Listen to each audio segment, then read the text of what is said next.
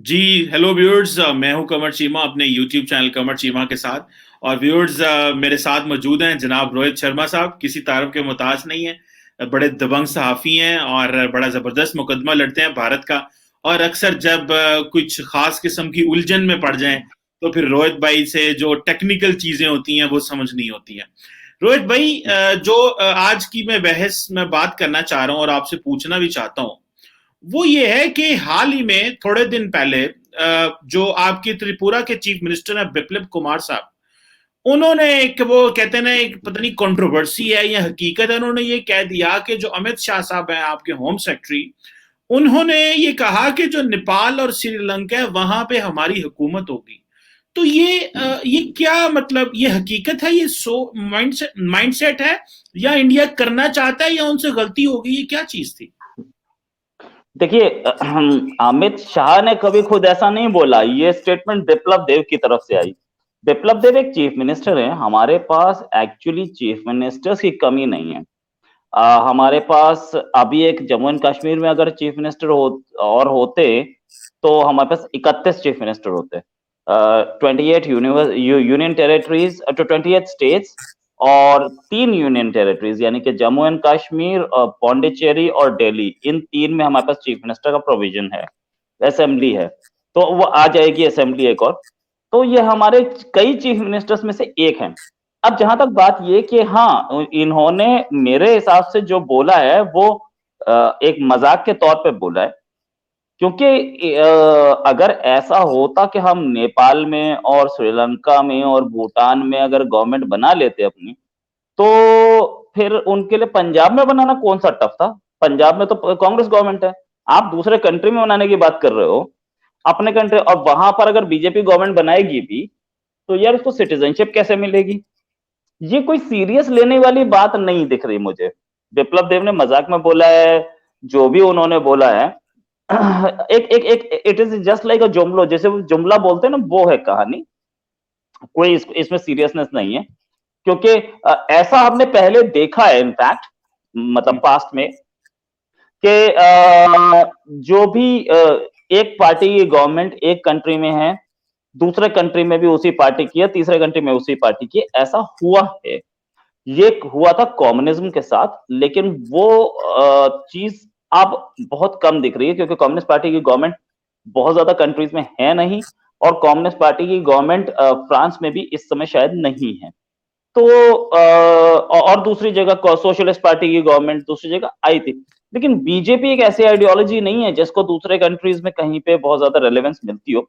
तो ये मजाक की बात है, मजाक में चल रही है, इसमें कोई बहुत ज्यादा मुझे दिखता नहीं है। मैं वैसे एक जो उसी बात का रेफरेंस है, जो त्रिपुरा साहब हैं, उन्होंने कहा कि जब एनडीए की गवर्नमेंट 2014 में बनी और नरेंद्र मोदी साहब ने सार्क के जो लीडरशिप बुलाई, तो बेसिकली वो सार्क के ऊपर अपना असरो असूख और अपनी जो जो जो इन्फ्लुएंस है वो बढ़ाना चाहते थे। तो चलो, इन्फ्लुएंस की हद तक तो ठीक है, जारी बात है, एक डिप्लोमेटिक डेमोक्रेटिक कंट्री है, आप एक, वो जारी बात है, हर हुकूमत को होता है कि हमारे इंटरेस्ट बढ़े, इन्फ्लुएंस बढ़े। लेकिन ये त्रिपुरा जो चीफ मिनिस्टर साहब है त्रिपुरा साहब, वो ये कहते हैं कि ये तभी से फैसला हो गया था, कि ये एनडीए की गवर्नमेंट से फैसला हो गया था कि हमने ये जो जहां जहां हिंदू मजहब है, ये वो कह रहे हैं, मैं नहीं कह रहा, मैं आपको उनकी स्टेटमेंट्स भेज सकता हूं, जहां जहां हिंदू मजहब है वहां वहां पे ये चीजें जो हैं, ये असर वसूख, तो जो वो जो अखंड भारत की भी एक बात होती है, तो ये कहीं मिलता है, जुलती बातें हैं, या शायद आप समझते हैं कि ये कंफ्यूजन ही है वैसे? देखिए, जहां तक बात के इन्फ्लुएंस दूसरे कंट्रीज पे रहे, अपने नेबरिंग कंट्रीज पे रहे, तो मैं आपको लेके जाऊंगा जब यूरोपियन यूनियन एक हकीकत बना था। तो उस समय एक नया कॉन्सेप्ट आया, नाफ्टा, जिसे बोलते थे north American free trade area. तो वो north American free trade area में सारे नॉर्थ अमेरिकन कंट्रीज का एक फ्री ट्रेड एरिया बने, जिसमें मैक्सिको भी, बेलीज भी, पनामा भी, कनाडा, अमेरिका, ये सारे, निकरागुआ, ये सारे उन्होंने ऐड किए थे कि इन सबको बना लेंगे। तो एक और कॉन्सेप्ट इंडिया के कुछ इंटेलेक्चुअल्स ने बोला था कि हम एक सैफ्टा बना लेते हैं, south Asia free trade area. तो वो south Asia free trade area में सबको ये लगा कि इंडिया बिग ब्रदर का रोल निभाएगा, और हमारी इकोनॉमीज जो हैं उसमें इंडिजिनस प्रोडक्शन फंस जाएगा, हम लोग नहीं कर पाएंगे। तो वो क्योंकि इंडिया एक बड़ी इकोनॉमी, लार्ज स्केल प्रोडक्शन होता है, आपको ये बात पता होगी कि जहां लार्ज स्केल प्रोडक्शन होता है वहां पर कॉस्ट नीचे चली जाती है, कॉस्ट कम हो जाती है। मैं आपको छोटे एग्जांपल्स बताऊंगा। आपके यहाँ सुजुकी मेहरान मिलती है, राइट? वो कार हमारे इंडिया में, अब तो बंद हो गई, अब तो नहीं आती, वो कार हमारे यहाँ 2.5 लाख की थी जब बंद हुई थी। अब उसकी कॉस्ट 3 लाख होती, आपके यहाँ वो 7.5 लाख की है।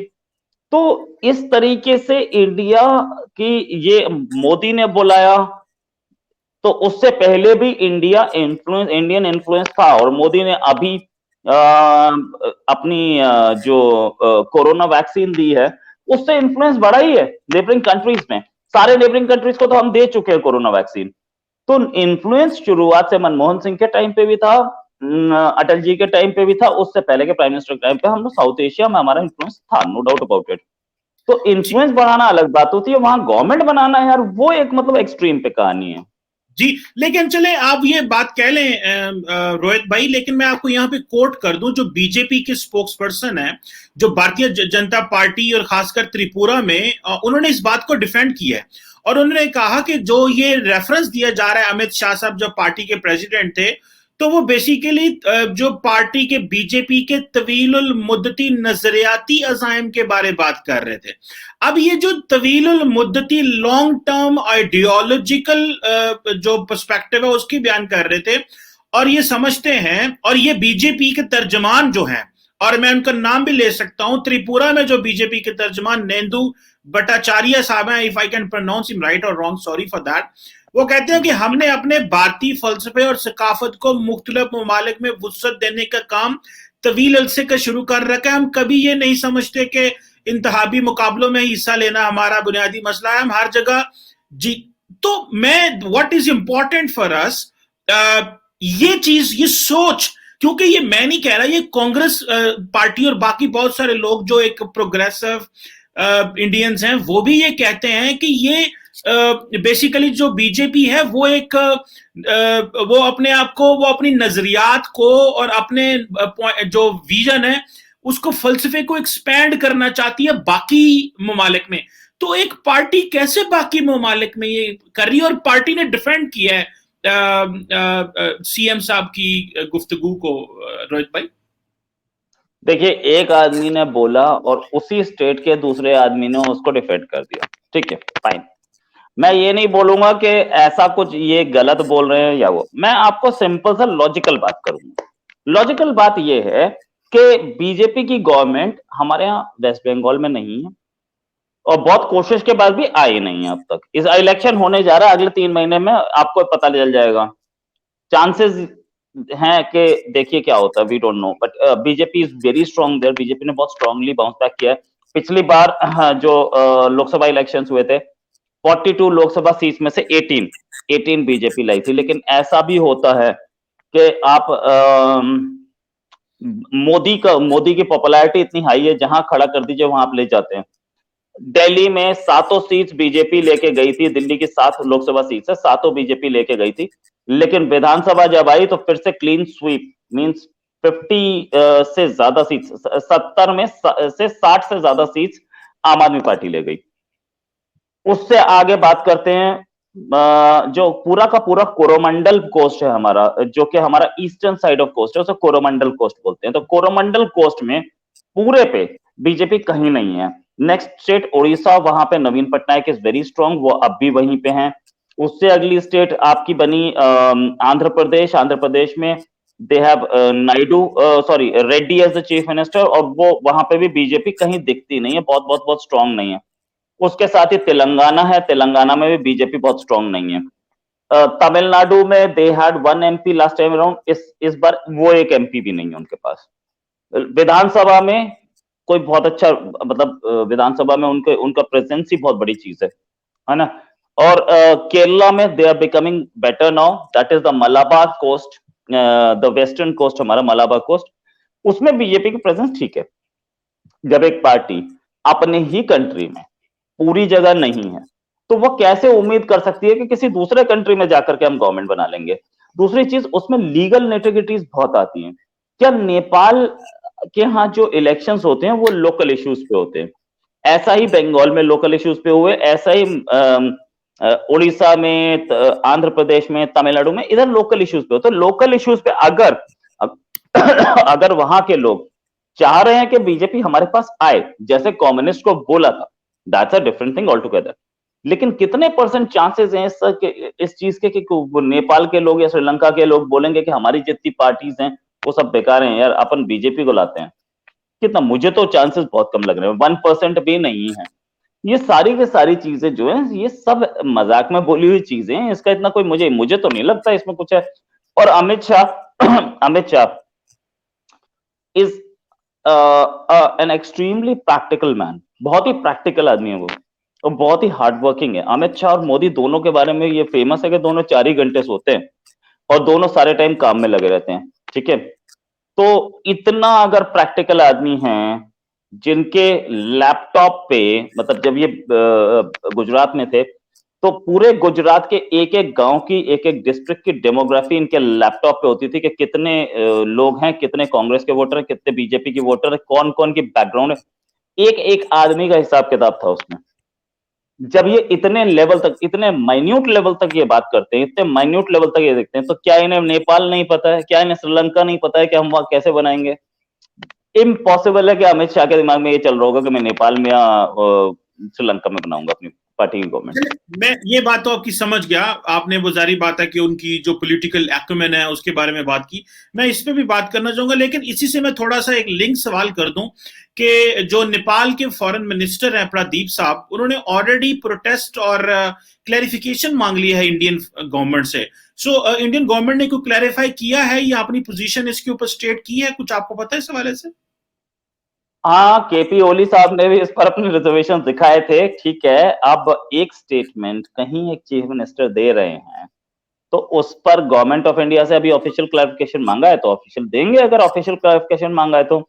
अगर ऐसे ही प्रेस कॉन्फ्रेंस में कहीं पे क्लैरिफिकेशन मांग लिया तो उसका क्लैरिफिकेशन जाता नहीं है बेसिकली। मुझे तो नहीं दिखा आज तक कभी प्रेस कॉन्फ्रेंसेस का क्लैरिफिकेशन, हो सकता है प्रेस कॉन्फ्रेंस में ही मांग लिया जाए, तो दिया होगा तो government of India will reply to it. और गवर्नमेंट ऑफ इंडिया का ऑफिशियल स्टैंड बेसिकली यही होगा, मैं अभी बता देता हूँ। गवर्नमेंट ऑफ इंडिया का ऑफिशियल स्टैंड ये होगा कि we do not interfere in the internal matters of any other country. ये स्टैंड हमारा बहुत पुराना स्टैंड है।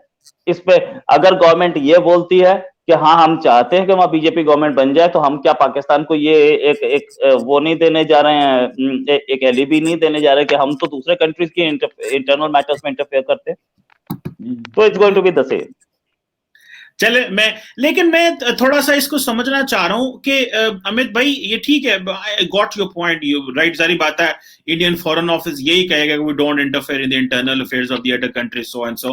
वो स्टेटमेंट तैयार होती है, सब मुल्कों ने रखी होती है वो हमने भी रखी हुई है और सबने सबके पास होती है वो सारी, और वो सारी बातें लॉजिकली बनती भी कोई स्टेटमेंट है। वो ये तो नहीं कहेंगे हाँ जी हम सोच रहे हैं और हम देख रहे हैं और क्या करेंगे, तो वो सारी बात है, वो तक इंटरनेशनली एक नई कंट्रोवर्सी शुरू हो जाएगी। अच्छा अमित, अपना रोहित भाई, मैं जो आपसे बात पूछना चाह रहा था वो ये मोदी साहब, अगले दिन पता है मैं और आप एक वीडियो में थे, पता नहीं शायद यूसुफ सही का शो था फखर का, तो वो मैंने वहां पे मोदी साहब के बारे में बात की, वो वीडियो बड़ी वायरल हो गई, वो मुझे बड़े लोगों ने भेजी और बहुत सारे यूट्यूब्स ने चलाई वो वीडियो कि भाई ये देखो कमर चीमा कह रहा है मोदी बड़ा पॉपुलर है, फलान ढमकान है। तो अमित अपना आपको बार बार मैं अमित कह रहा हूँ, रोहित भाई, रोहित भाई, what is the point behind this popularity of Amit Shah and prime minister Modi? क्या है ये अनपॉपुलर डिसीजंस भी ले रहे हैं जो अवाम इनको वो भी नापसंद भी हो रहे हैं, लेकिन फिर भी पॉपुलर हो जा रहे हैं। What's the behind, what's in the minds of the people? Basically Modi is एक चीज, पहली चीज है टीना फैक्टर, ठीक है। टीना फैक्टर क्या होता है? There is no alternative. तो अल्टरनेटिव आपके सामने राहुल गांधी दिख रहा है और Congress is not in a mood to bring out anybody else, ठीक है। कोई ऐसा सीनियर लीडर लाने के मूड में नहीं है। बेटा रिजाइन करे तो माँ प्रेसिडेंट और माँ रिजाइन करे तो बेटा प्रेसिडेंट, ये हालत है। तो कांग्रेस के साथ एक प्रॉब्लम ये है। दूसरी चीज के मोदी की अपनी पॉपुलैरिटी बहुत हाई है। जिस तरीके के हिंदुत्व मोड पे मोदी गए हैं, आप मोदी को आज कहीं भी खड़ा कर दीजिए, मोदी अपने जिस कॉन्स्टिट्यूएंसी में वो इलेक्शन रैली करते हैं उसके आसपास की कॉन्स्टिट्यूएंसी में मोदी निकाल जाते हैं सीट को। Modi has a popularity, Modi के लिए इतने अनपॉपुलर डिसीजंस भी हुए, जैसे अभी अभी 2 दिन 3 दिन पहले एक एक एक न्यूज़पेपर में फोटो छपी, एक आदमी पेट्रोल पंप के सामने अपना बैट लेके, वो क्रिकेटर्स की कॉस्ट्यूम में गया था, बैट को और वो टोपी को उठा रहा है जैसे कि 100 सेंचुरी बनाई हो। अब वो सेंचुरी पेट्रोल की हुई है, पेट्रोल 100 रुपए लीटर पहुंचा है, तो वो उसको चीयर कर रहा था। हुए डिसीजंस, आज भी हो रहे हैं, आपको कहीं दिख नहीं रहा है ये। और ऐसे भी आते हैं मेम्स, इस पे आ रहे हैं सोशल मीडिया पे कि यार 150 तक तो हम मोदी के साथ हैं, जब पेट्रोल 150 तक पहुंचेगा तब तक तो हम मोदी के साथ हैं, उसके बाद वोट तो मोदी को ही देंगे। अलग Modi is cult figure. Modi की एक आप और बोल सकते हैं कि मोदी की किस्मत मोदी के साथ है। मोदी की किस्मत मोदी के साथ ऐसे है कि आप देखिए, जिस दिन प्राइम मिनिस्टर ने मतलब मोदी ने अपनी एक्टिव पॉलिटिक्स में एंट्री मारी इलेक्शन वाली, उस दिन he was the chief minister. वो 12 साल चीफ मिनिस्टर लेके रह के जिस दिन वो लोकसभा में, जिस दिन वो विधानसभा में घुसे हैं, वो चीफ मिनिस्टर थे। जिस दिन वो पार्लियामेंट में घुसे हैं, उस दिन वो प्राइम मिनिस्टर थे, राइट। और जहां तक बात ये कि आज तक एक दिन ऐसा नहीं हुआ है, not even a single day, जिस दिन वो प्राइम मिनिस्टर या चीफ मिनिस्टर की सीट से बाहर बैठे हो। ऑपोजिशन तो बहुत दूर की चीज, राइट। तो इतने लंबे करियर स्पैन करने में आदमी ने एक दिन ऑपोजिशन की सीट पे बैठ के नहीं देखा है, तो वो आदमी किस्मत लिखवा के लाया है अपनी यार। अब इससे, क्योंकि हमारे यहाँ बड़े बड़े, after Nehru, he is the only prime minister who has always been the prime minister or always been the chief minister, और कोई ऐसा हमारे पास नहीं था।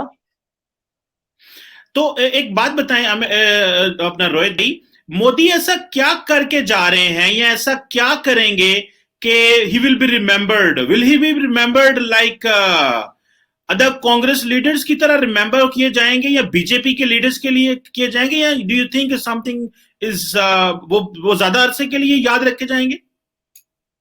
प्राइम मिनिस्टर ने कुछ ऐसे डिसीजंस लिए हैं जैसे ट्रिपल तलाक, वो ट्रिपल तलाक के लिए याद किए जाएंगे कि हमारे यहाँ लगभग हर बड़े शहर में ऐसी लेडीज थी जिनको इंस्टेंट ट्रिपल तलाक दे दिया गया, और उसके बाद उन्हें मेंटेनेंस भी नहीं मिला, उनके मतलब भूखे मरने की नौबत आ रही थी। वो चीज क्लियर कर दी। अब कुरान में भी वो अलाउड नहीं। देखिए, पाकिस्तान ने इसको बहुत कंडेम किया था। इंस्टेंट ट्रिपल तलाक कुरान में अलाउड नहीं है। आप एक महीने में एक बार बोलेंगे, अगले महीने फिर बोलेंगे, उससे अगले महीने फिर बोलेंगे, ये कुरान में लिखा है, I have read it, right. कोई आदमी ये बोलता है कि एक सांस में यार 1 मिनट में 3 बार तलाक बोल दीजिए तो तलाक हो जाएगा, मैं मानने के लिए तैयार नहीं हूं। इस्लाम के एक्सपर्ट से पूछ लीजिए। वो इंस्टेंट तलाक, ट्रिपल तलाक इंडिया में चल रहा था, उसको बैन किया, और उसको बैन करने के साथ उसे क्रिमिनल बना दिया, ठीक है। उसके खिलाफ बहुत सारे लोग बोले, उसके फेवर में बहुत सारे लोग बोले, लेकिन होता क्या है कि किसी आदमी ने दाल में नमक ज्यादा तो ट्रिपल तलाक दे दिया, कोई आदमी रात में पी करके आया, शराब पी के आया, अपनी बीवी को ट्रिपल तलाक दे दिया, और नेक्स्ट डे वो पछता रहा है। वो चीज अब नहीं हो सकती, राइट। वो तलाक ही वैलिड नहीं है।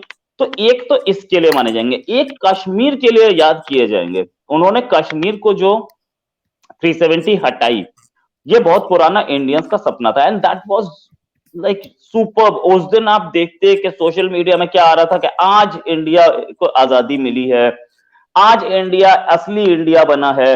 क्या यहाँ पे माहौल था? उस दिन दिवाली मनाई जा रही थी। तो he will always been remembered for triple talaq और दिस थिंग, और राम मंदिर, और दिस कश्मीर।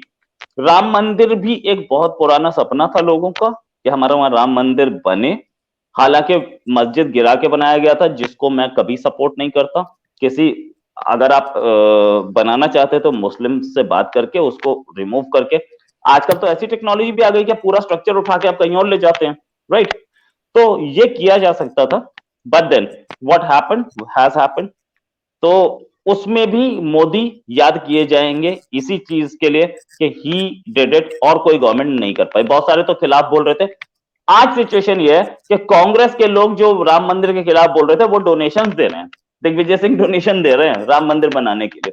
तो एक नजरिया चेंज हुआ है एक हिंदुत्व फिगर चेंज हुई है।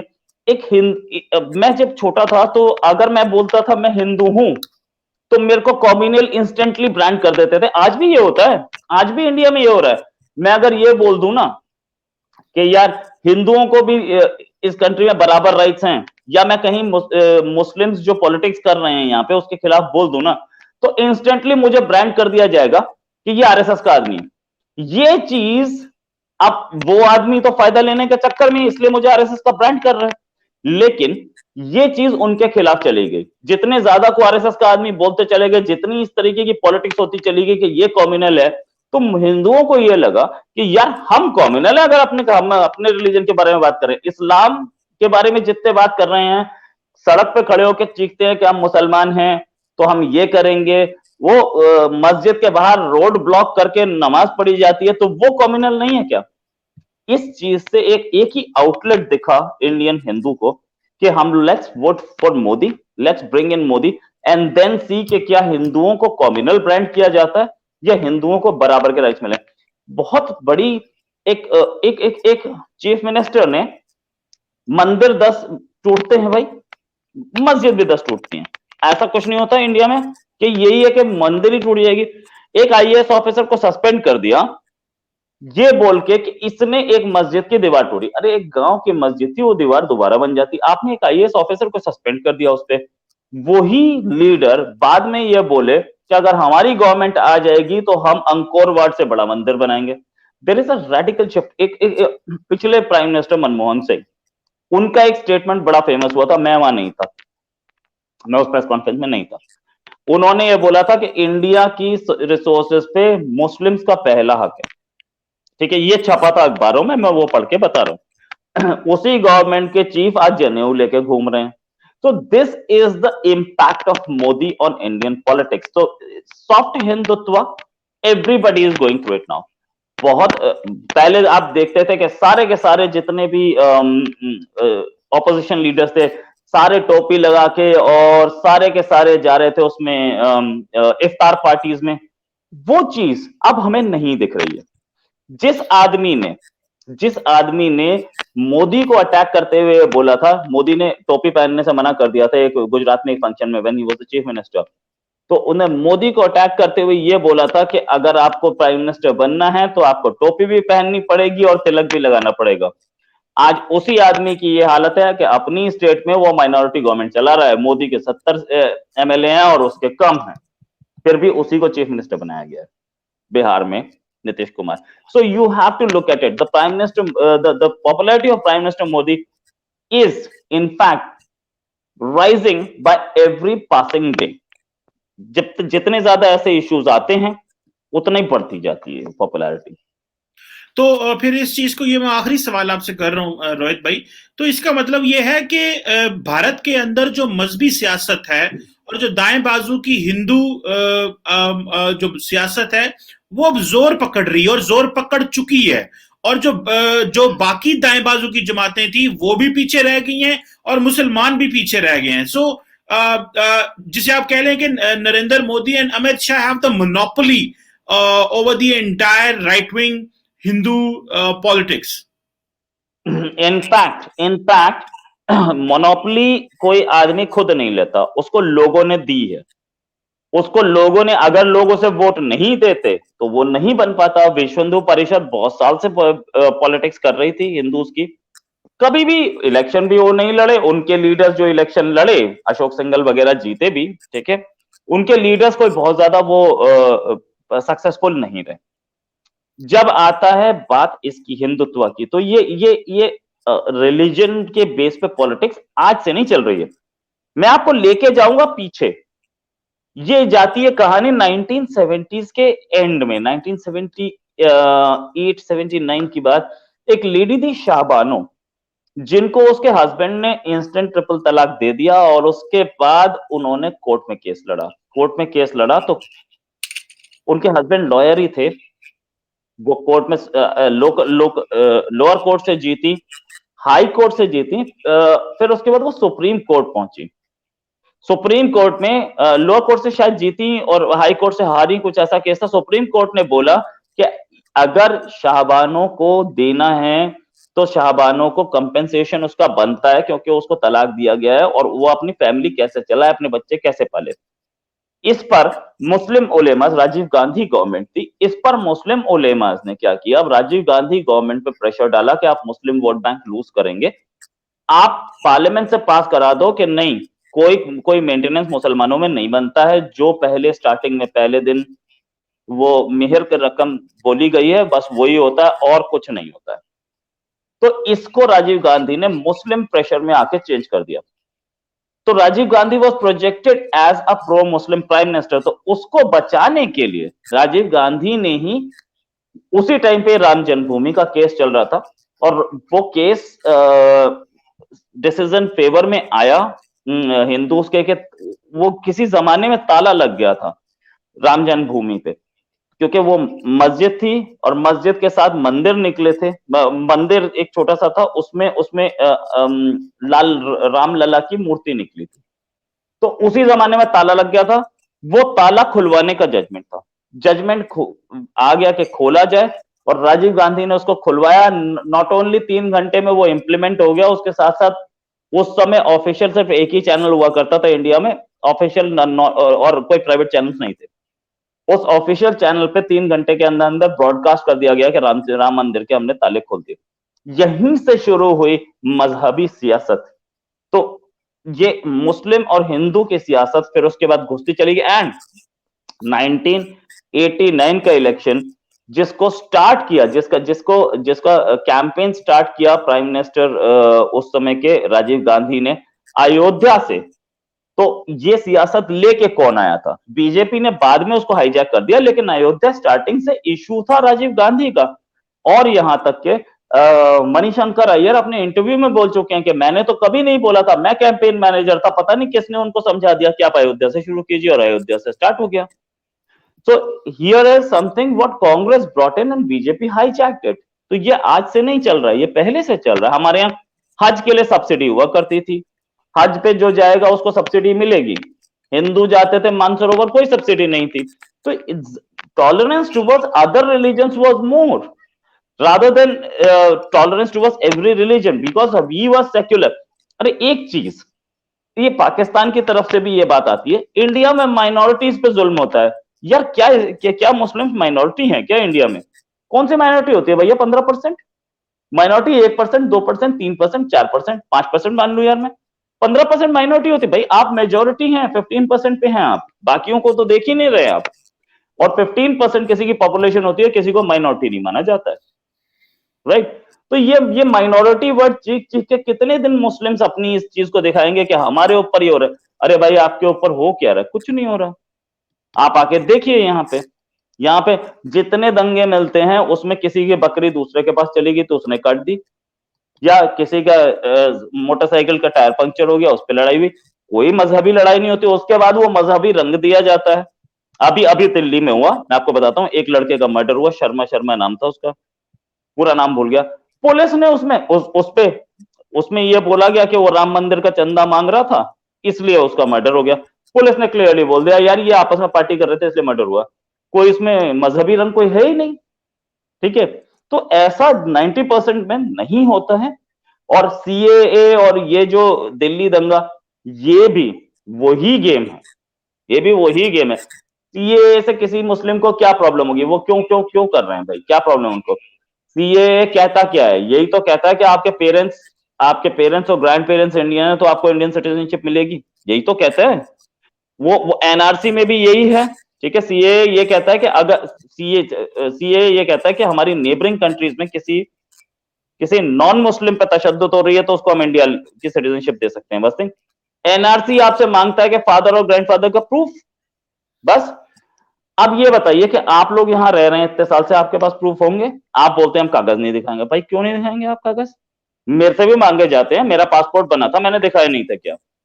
मेरा ड्राइविंग लाइसेंस बना था, मैंने दिए थे, मैंने सारे दिए थे भाई, मेरे एडमिशन के टाइम पे दिए गए, ये सारे कागज मेरे हाथ में हैं, मैं रखता हूं, तो मैंने दिए ना।